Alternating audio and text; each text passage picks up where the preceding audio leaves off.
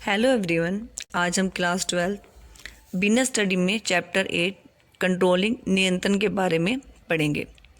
जैसा कि आपको पता है कि एक मैनेजर को काफ़ी सारे टास्क परफॉर्म करने पड़ते हैं, just like planning, organising, staffing, directing, controlling. तो आज हम कंट्रोलिंग के बारे में ही पढ़ेंगे।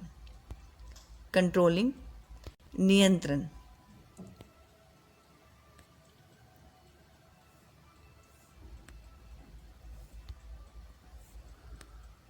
जैसे कि हम कहाँ हैं, हमने कहाँ जाने की योजना बनाई थी। हम कहाँ है का मतलब है, सपोज करो कि हमने 800 यूनिट बनाई 1 वीक में।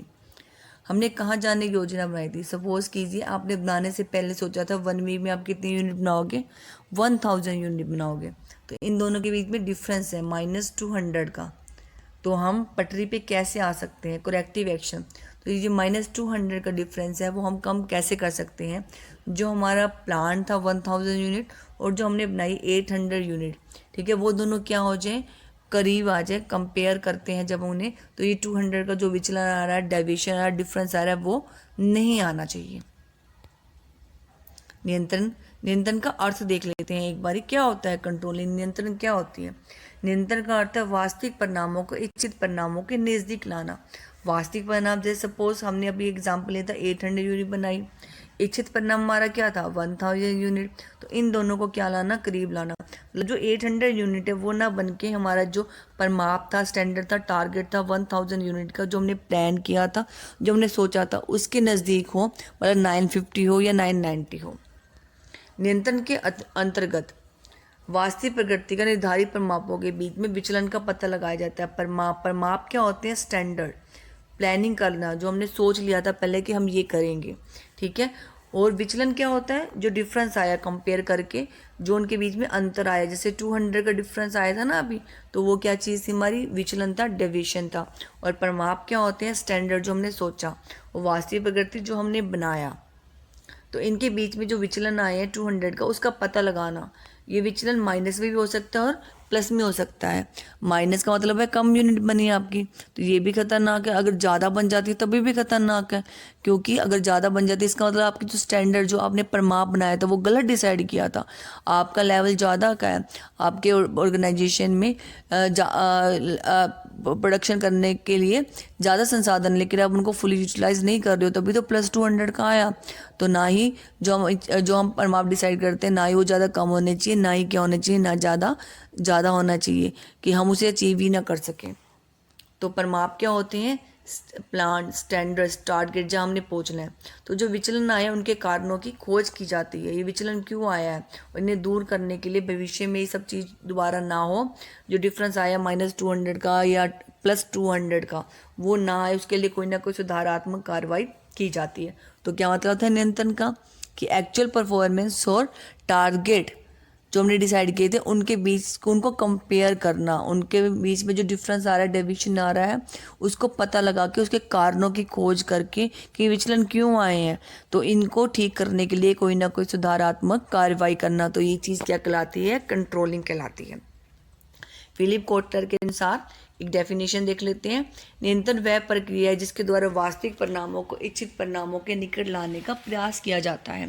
कि जो हमने डिसाइड किया था 1000 यूनिट बनाने के बारे में, तो उसके आसपास से हम क्या करें, प्रोडक्शन करें। ये सुनिश्चित करना कंट्रोलिंग में कि सब कुछ योजनाओं के अनुसार हो, जो हमने प्लानिंग की उसके अनुसार ही सब चीज़ें हों। प्रबंधन का नियंत्रण कार्य सबसे महत्वपूर्ण कार्य है, जो मुख्य रूप से वास्तविक प्रदर्शन के मूल्यांकन से संबंधित है। वास्तविक प्रदर्शन के मूल्यांकन का मतलब है जो हमने चीज़ बनाई है, जितनी हमने प्रोड्यूस करी, जैसे 800 यूनिट प्रोड्यूस करी है, यदि कोई विचलन आता है तो उन विचलनों को कम दूर करने के लिए सुधारात्मक कार्रवाई करना। तो क्या है मीनिंग ऑफ कंट्रोलिंग। नियंत्रण मानक नियोजित प्रदर्शन के साथ साथ वास्तविक प्रदर्शन की तुलना, कंपेयर करने की एक प्रक्रिया है, प्रोसेस है। इसमें हम नियोजित प्रदर्शन मतलब जो हमने डिसाइड किया था, प्लान किया था, और जो वास्तविक प्रदर्शन जो एक्चुअल में हमने किया, प्रोड्यूस किया, ठीक है, उन दोनों के बीच में क्या करना, कंपेयर करना, तुलना करना। उस प्रक्रिया का नाम क्या है, कंट्रोलिंग है। अगर इन दोनों के बीच में कोई विचलन आता है तो उसको ढूंढो, ढूंढने के बाद उस विचलन क्यों आया, उसके कारणों की जांच करके भविष्य में वो चीज़ दोबारा ना हो, उसके लिए क्या करना है, सुधारात्मक उपाय करना। तो यही क्या है, हमारा कंट्रोलिंग है। कंट्रोलिंग की जो अगर आप प्रोसेस पढ़ लोगे, प्रक्रिया पढ़ लोगे, तो आपको कंट्रोलिंग का मीनिंग बिल्कुल ही क्लियर हो जाएगा। तो कंट्रोलिंग की विशेषताएं क्या है? 5 विशेषताएं हैं। It is a fundamental function, आधारभूत कार्य, अनिवार्य कार्य, एसेंशियल है, हर मैनेजर को करना पड़ता है। कॉन्टिन्यूस प्रोसेस है, और नियंत्रण प्रक्रिया, प्रबंध की प्रक्रिया मतलब मैनेजमेंट का आरंभ और अंत दोनों है। नियंत्रण परिणामों से संबंधित है। अब इन विशेषताओं को हम एक एक करके पढ़ लेते हैं। तो पहली विशेषता क्या है? नियंत्रण प्रबंध का एक आधारभूत कार्य, फंडामेंटल कार्य है। जैसे हमने पता है कि मैनेजमेंट में जो मैनेजर होता है वो काफ़ी सारे कार्य करते हैं, जैसे अभी डिस्कस हुआ था, प्लानिंग, ऑर्गेनाइजिंग, स्टाफिंग, डायरेक्टिंग और नियंत्रण, कंट्रोलिंग। तो इन सब में किसका महत्व है ज़्यादा? कंट्रोलिंग का। आप प्लानिंग कर रहे हो तभी आपको कंट्रोलिंग करनी पड़ती है। आप ऑर्गेनाइजिंग कर रहे हो, पोस्ट डिसाइड कर रहे हो, अथॉरिटी एंड रिस्पॉन्सिबिलिटी डिसाइड कर रहे हो, तभी भी आप कंट्रोलिंग करनी पड़ती है। आप नियुक्ति कर रहे हो, अपॉइंट कर रहे हो पर्सनस को, ह्यूमन फैक्टर को अपॉइंट करें तो भी आपको कंट्रोलिंग करनी पड़ती है। डायरेक्ट करते समय कंट्रोलिंग करनी पड़ती है, और कंट्रोलिंग में तो कंट्रोलिंग है ही। तो नियंत्रण क्या है? प्रबंध के जितने भी फंक्शन है उसमें ये पाया जाता है। इन सभी कार्यों में नियंत्रण का महत्व सबसे अधिक है। यदि प्रबंध में से नियंत्रण को अगर हम मैनेजमेंट में से किसको माइनस कर दें, कंट्रोलिंग को माइनस कर दें, तो जो बाकी शेष कार्य है, नियोजन, संगठन, नियुक्तियां, निर्देशन, इनका कोई भी महत्व नहीं रह जाता। इसीलिए नियंत्रण क्या है? एक प्रबंध का महत्वपूर्ण और आधारभूत कार्य है। सेकंड है हमारी, नियंत्रण प्रबंध का अनिवार्य एसेंशियल फंक्शन है। किसका? मैनेजर का। मैनेजर कौन? जो मैनेजमेंट करता है। तो आपको पता है कि जो हमारा पिरामिड था उसमें 3 लेवल थे, टॉप, मिडिल और थर्ड लेवल। तो जो भी हमारे टॉप लेवल में होते हैं सीईओ होते हैं जो प्लानिंग करते हैं, और सेकंड लेवल में हमारे जितने भी मैनेजर्स हैं, प्रोडक्शन मैनेजर हैं, चाहे वो सेल मैनेजर है, मार्केटिंग मैनेजर है, ठीक है, और प्लेटफॉर्म लेवल से ऊपर जो थर्ड लेवल है उसमें सुपरवाइज़र है। तो जस्ट लाइक वो मैनेजर ही हैं, क्योंकि वो वर्कर्स को क्या करते हैं? सुपरवाइज कर रहे हैं। तो प्रबंध के तीनों स्तरों पर ये संपन्न किया जाता है। प्रबंध के जितने भी तीनों लेवल है उन पर ये संपन्न किया जाता है। हर मैनेजर ये देखता है, ये विश्वास दिलाता है कि जो मैं काम कर रहा हूँ वो निर्धारित योजनाओं के अनुरूप हो रहा है।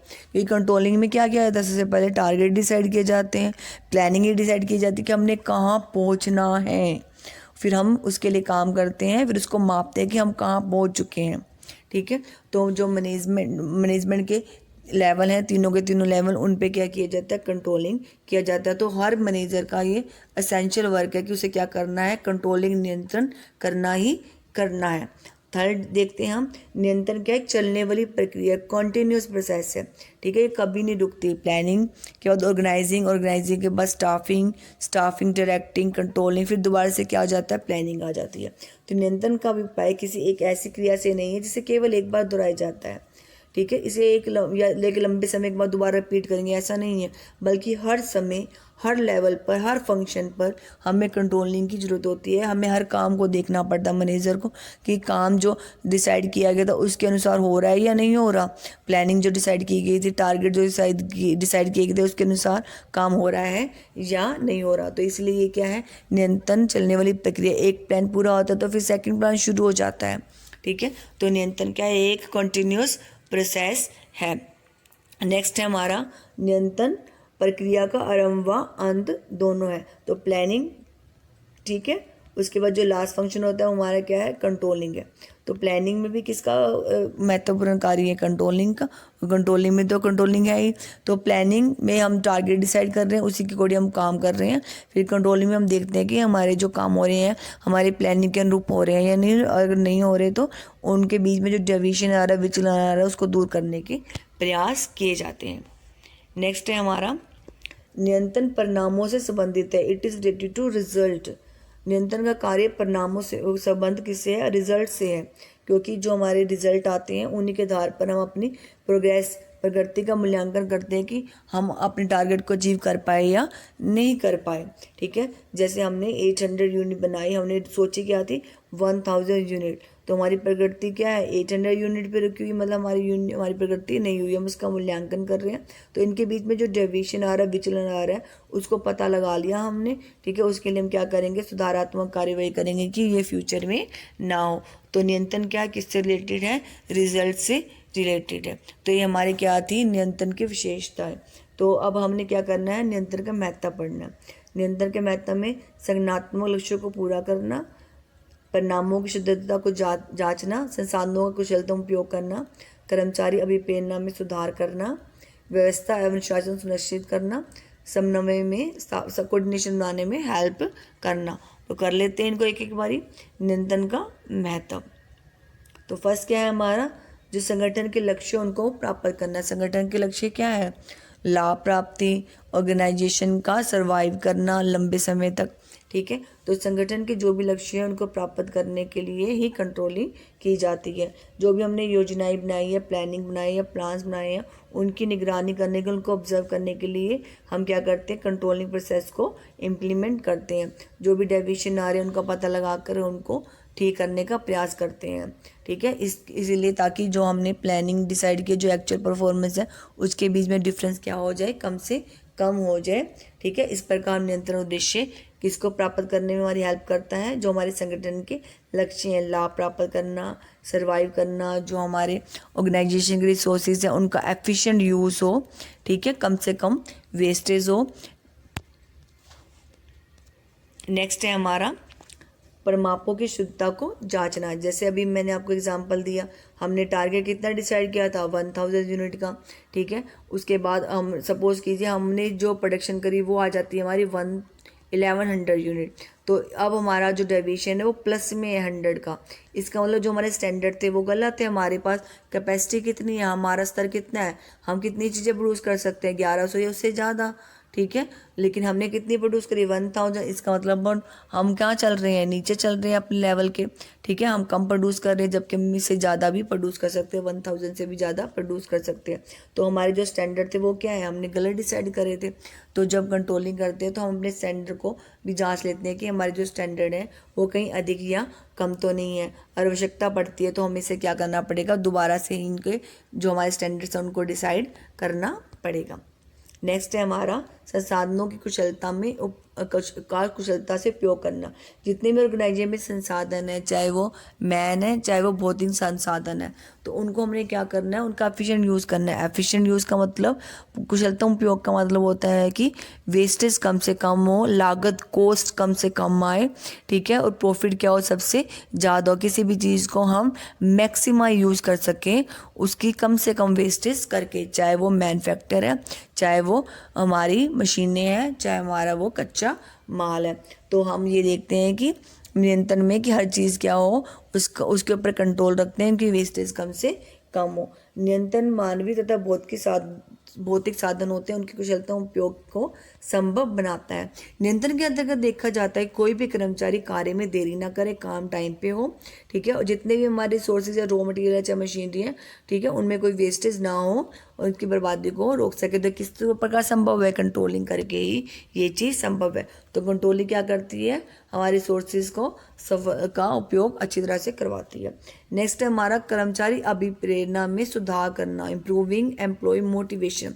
नियंत्रण के द्वारा ही हम कर्मचारी को मोटिवेट कर सकते हैं कि आपने ये काम ऐसे नहीं, आप ऐसे कीजिए। ठीक है, अगर आप ज़्यादा प्रोड्यूस करोगे तो आपकी वेजेस बढ़ा दी जाएगी। ठीक है, उनको हम ऑब्जर्व करते हैं, उनको देखते हैं कहीं से, या छुप के देखें, उनके सामने देख के बैठ के, ठीक है, या CCTV कैमरा लगा के देखें, और उनको मनोबल भी देते हैं। उनको कहते भी हैं कि आप क्या करो, पूरी लगन से कार्य करो। ठीक है, ताकि आपका कार्य का जो अच्छी तरह से मूल्यांकन हो सके। अगर आप प्रोग्रेस करते हो, आपकी रिपोर्ट अच्छी आती है, तो हम आपके क्या करेंगे, सैलरी को इंक्रीज कर देंगे। नेक्स्ट है हमारा इम्पोर्टेंस में व्यवस्था तथा अनुशासन सुनिश्चित करना। ये कंट्रोलिंग ही होती है जो एक ऑर्गेनाइजेशन में व्यवस्था, डिसिप्लिन और ऑर्डर बनाने में हेल्प करती है। बिना कंट्रोलिंग के व्यवस्था अनुशासन नहीं हो सकता। ठीक है, नहीं तो क्या होगा, ऑर्गेनाइजेशन में चोरी, भ्रष्टाचार, कार्य में देरी होगी, और कंट्रोलिंग को हम कंट्रोलिंग नहीं करते हैं। ठीक है, तो कंट्रोलिंग क्या करती है, ऑर्गेनाइजेशन में क्या लाती है, डिसिप्लिन और व्यवस्था लाने में हेल्प करती है। नेक्स्ट है कोऑर्डिनेशन हेल्प करता है। कंट्रोलिंग क्या करती है, कोऑर्डिनेशन बनाने में हेल्प करती है। जो हमारे संस्था के उद्देश्य हैं उनको प्राप्त करने के लिए जो संस्था के सभी विभाग हैं उनमें क्या होना चाहिए, कोऑर्डिनेशन होना चाहिए।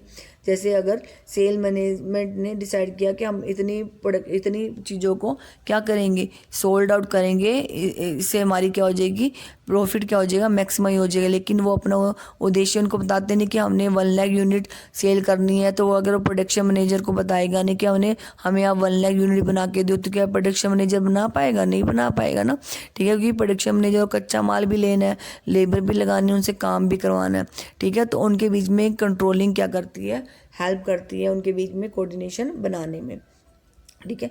नियंत्रण के माध्यम से पता लगाया जा सकता है क्या जो उत्पादन प्राप्त निर्देशों के अनुसार हो रहा है या नहीं है। अगर सेल के अकॉर्डिंग प्रोडक्शन नहीं हो रही है तो उस जो डिफरेंस आ रहे हैं वो क्यों आ रहे हैं, उनके कारणों की खोज की जाती है और सुधारात्मक कार्रवाई करके दोनों विभागों में कोऑर्डिनेशन इस्टेब्लिश किया जाता है। नेक्स्ट है नियंत्रण की सीमाएं। अब हम पढ़ेंगे नियंत्रण की सीमाएं, लिमिटेशन ऑफ कंट्रोलिंग। नियंत्रण में प्रबंधन महत्वपूर्ण कार्य है, लेकिन यह भी लिमिटेशन से रहित नहीं है। तो इसकी मुख्य सीमाएं हम पढ़ते हैं, ठीक है। तो पहली क्या है, गुणात्मक परिमाप निर्धारित करने में कठिनाई, difficulty in setting qualitative standard. तो दो तरह के स्टैंडर्ड्स होते हैं, एक होते हैं क्वांटिटेटिव संख्यात्मक, एक होते हैं क्वालिटेटिव गुणात्मक।